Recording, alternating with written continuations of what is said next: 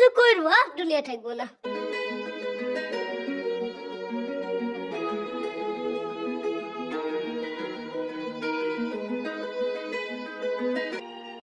শালা তেটো কটরে এই কি খাওয়া যায়? থু, এত করতে মরবো না। গায়ে আগুন লাগিয়ে দিয়ে মরলে কেমন হয় দেখি দিনে চেক করি। ইরে বাবারে দোলটি কটরে।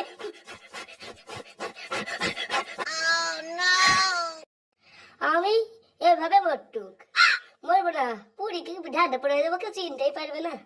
তাহলে এভাবে মরটুক, এমন ভাবে মরাতে হবে না। কিভাবে মরা যায়, কিভাবে মরা যায়? দই দিলে কেমন হয়? চেহারা নষ্ট হবে না।